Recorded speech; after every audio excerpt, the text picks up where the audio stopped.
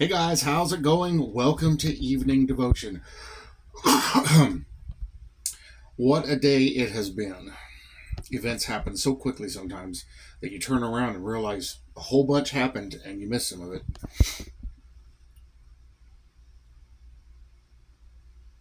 And it's scary whenever you start to get used to it.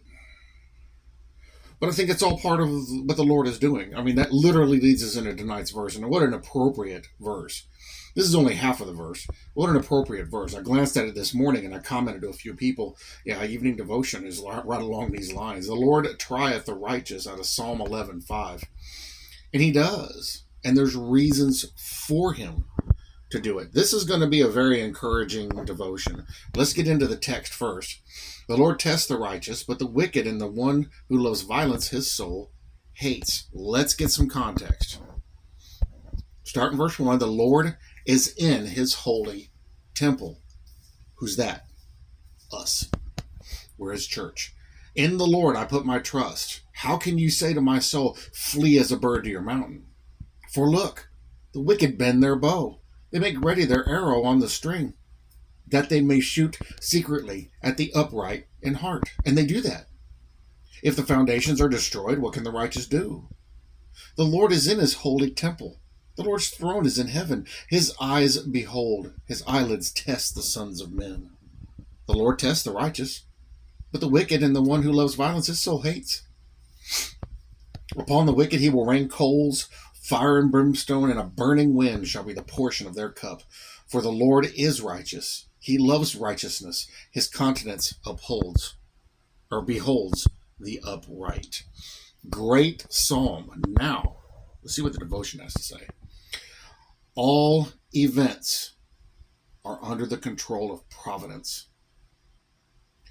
All events are under the control of providence. It doesn't matter whether you're saved or not, every single event is under his control. Consequently, all the trials of our outward life are traceable at once to the great first cause. Who's the first cause? God. God is. There's nothing you're going to endure. It's not going to bring something about that'll glorify the Lord. Even for the wicked and the unbeliever, he's glorified in the things that go on in their lives. I refer you back to the situation I literally was in. There's still people that are just like, wow, really? That close together? Yep.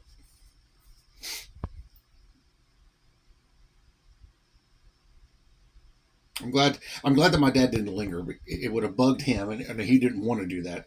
But me and my wife were pretty beat. And the Lord had showed us great mercy, showed him great mercy, and took him home. But this is a trial. This is one of those trials and tribulations you go through in life. And it has turned into a great opportunity to encourage others. I've been able to encourage my daughter. Her and my dad were really close. Encourage my wife. Encourage my son. So, yeah. It all traces back to him. He is in control of it. Out of the golden gate of God's ordinance, the armies of trial march forth in array, clad in their iron armor and armed with weapons of war. All providences are doors to trial. When things are good, there's a chance something could come along to test it. Even our mercies, like roses, have their thorns. Men, if you were reminded of a certain song, I was too. Men may be drowned in seas of prosperity as well as in rivers of affliction. Did you know that prosperity can be a burden? Yeah. Yeah.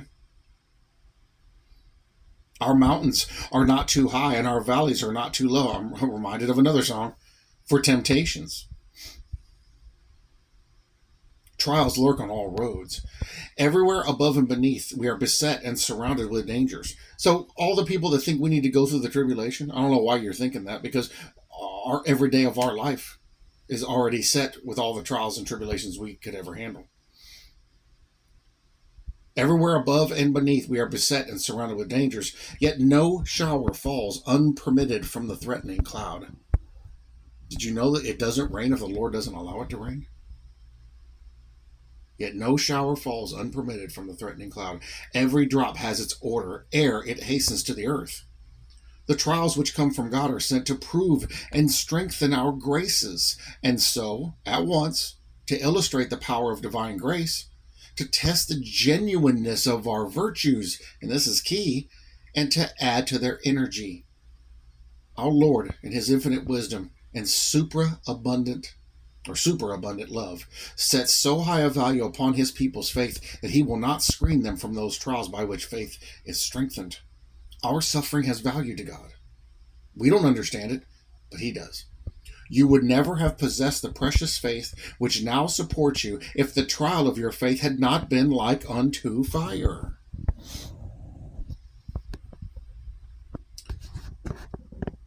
Is it starting to make sense to you now of the issues going on in your life and why you're going through them? Should be.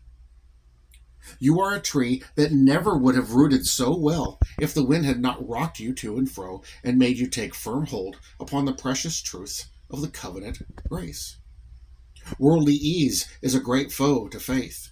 It loosens the joints of holy valor and snaps the sinew of sacred courage. The balloon never rises until the cords are cut. Affliction doth this sharp service for believing souls. While the wheat sleeps comfortably in the husk, it is useless to man. It must be threshed out of its resting place before its value can be known. You know, way back when, 2,000 years ago, they would harvest the wheat, they would cut it, bring it in, they would take it and they would beat it on the threshing floor or beat it on the stone and collect the kernels up. So it would shake it out of the rest of it would be made for food for animals. They would take those kernels that had that hard outer casing on them and they would lay it all out on the threshing floor, and they had a board that had a rope going through both ends with a knot, and the rope looped up and you could hold onto it and you'd put your foot on it and you would step forward and move back up and go a little forward and just work your way around in a circle on the threshing floor to crack that kernel to get the kernel out of the chaff, the outer casing. Well, the outer casing blows away. The kernel's left behind. You grind that up or do whatever you're going to do with it. That board with that rope was called a tribulum, just like tribulation.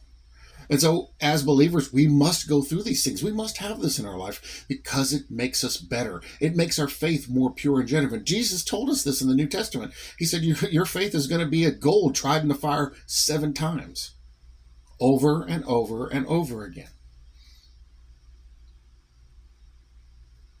Because what he wants to make sure he does is he roots that faith so deep.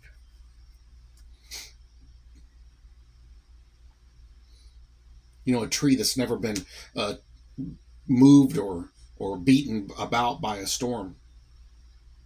First time a storm comes, knocks it right over.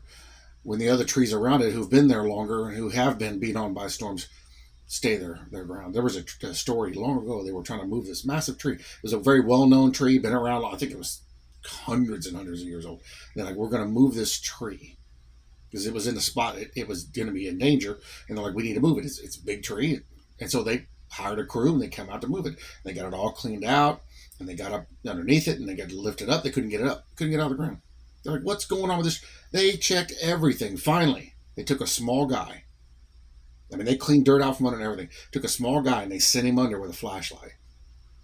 And he dug a little trench and he worked his way up in there. And in the center was this massive taproot that went straight down into the ground like 50 feet. They're like, well, that's the problem. So they had to dig as much of it up as they could. And finally they had to cut the end off. And then they were able to get the tree up, took a massive forklift and move it to where they wanted it. And then they replanted it in the ground, put root stimulator and all that stuff. And the tree survived. That tree couldn't be moved. Well, that's what we're going to be. That's what our faith is going to be, because it's going to be rock solid that it cannot move.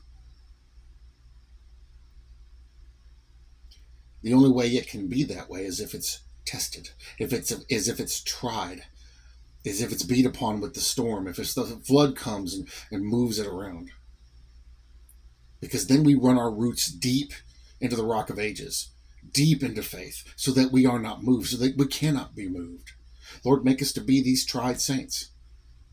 Bring the trials, test our faith, make us to be yours. Make our faith to be genuine and pure, tried in the fire 7 times, without dross and perfect, just like you're already doing. Just give us the strength and the skills and the abilities and the resources to do what we need to do in those trials, to be able to come out on the other side victorious for your glory and in your holy name. Guys, don't be afraid of the trial that comes. In fact, give the Lord glory for it and thank him for it, because he only does that for those that are his. He doesn't do that for everyone else.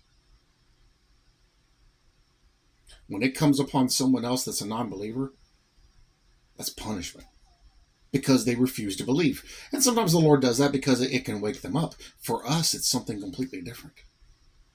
And we look at it as something different. What just happened in my house? Who has a story like that? That within a month and a half time frame total, 2 people, 2 parents, one from one adult, one from the other adult's family, pass away in your home, and you care for them. Anybody else got a story like that? Because I've never even heard of that happening. In fact, all the people we've talked to in the hospice are like, we've never seen that.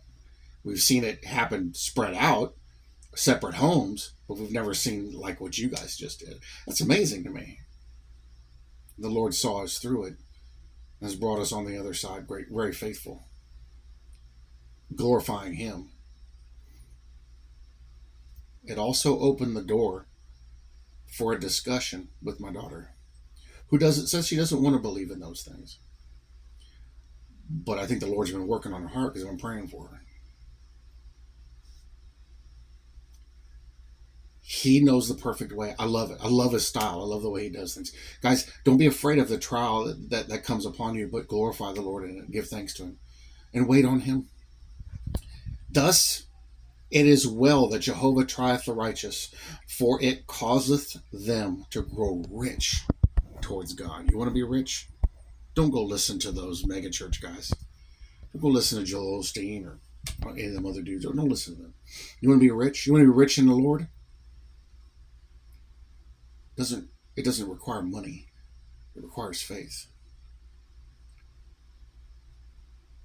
And the only way you do that is to go to him and ask him for it, and then be ready for what comes. Because it is glorious to know that you are a child of God by the trials that come upon you. Because only we get that kind of stuff. Only we get those types of trials, those strange events, those weird things. And we always come out on the other end. And people are like, how are you so strong to be able to do this? My God gives me the strength. Confession, testimony. He died for me. I think I can endure a little suffering for him. It's right there in the scriptures. And now we can see real life examples in our own lives about it. And this devotion helps it too. Guys, thank you for joining me for evening devotion. Don't be scared of it. But instead, go to the Lord, pour out your heart before him, and then wait. Wait and see what happens. I did that. And he literally did exactly what I had prayed for. Couldn't have been more amazing. I love you all very much. I bless you all in Jesus' name, and I'll see you in the next video.